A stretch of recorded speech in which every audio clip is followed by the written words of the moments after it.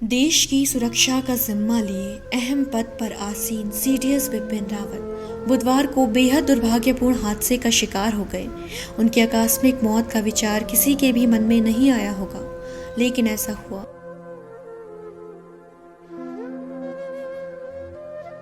और भारत माँ के इस वीर सपूत ने 8 दिसंबर को आखिरी सांस ली। लोगों को अब भी विश्वास नहीं हो रहा है कि बिपिन रावत ने दुनिया को अलविदा कह दिया, और वो भी इस तरह। जितना बड़ा सेना में उनका पद था, उतनी ही बड़ी थी देश के प्रति उनकी जिम्मेदारियां, जो कि उन्होंने बखूबी निभाई। इस क्षति की भरपाई मुमकिन नहीं है।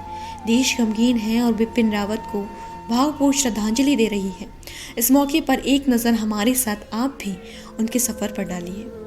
भारत के पहले chief of defence staff general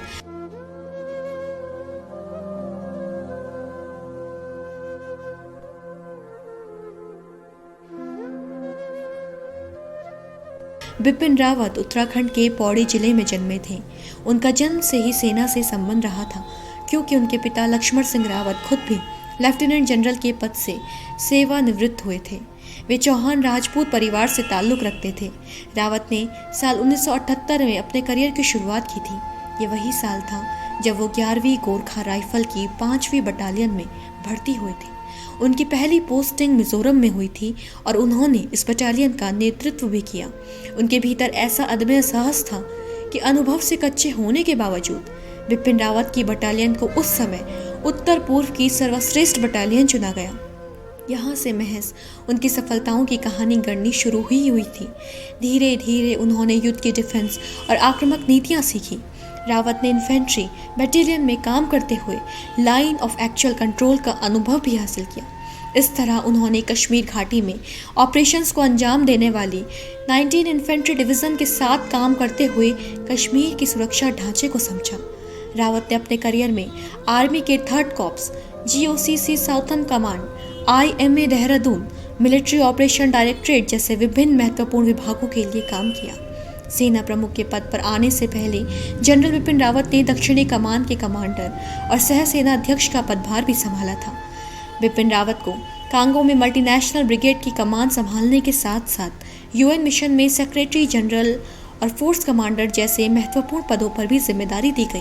ये सारे दायित्व निभाने के बाद 31 दिसंबर 2019 को बिपिन रावत CDS बने और उन्होंने 1 जनवरी 2020 को रक्षा प्रमुख के पद का भार ग्रहण किया। बिपिन रावत की क्षमता को देखते हुए ही उन्हें ये जिम्मा सौंपा गया था। उन्हें वीरता और विशिष्ट सेवा के लिए पुरस्कृत भी किया गया, जिनमें UYSM, AVSM, YSM, SM, VSM, COAS प्रशस्ति शामिल है। संयुक्त राष्ट्र के साथ काम करते हुए उन्हें 2 बार फोर्स कमांडर प्रशस्ति पुरस्कार प्राप्त हुए। वाकई उन्होंने अपने साहस, समझदारी और कार्यक्षमता के बलबूते पर सेना को और मजबूत करने में अहम योगदान दिया। वाकई उन्होंने अपने साहस, समझदारी और कार्यक्षमता के बलबूते पर सेना को और मजबूत करने में अहम योगदान दिया।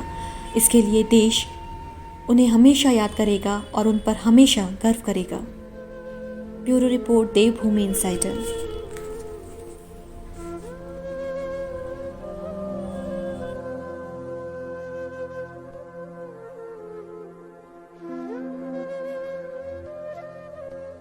आज ही डाउनलोड करें देवभूमि इनसाइडर ऐप।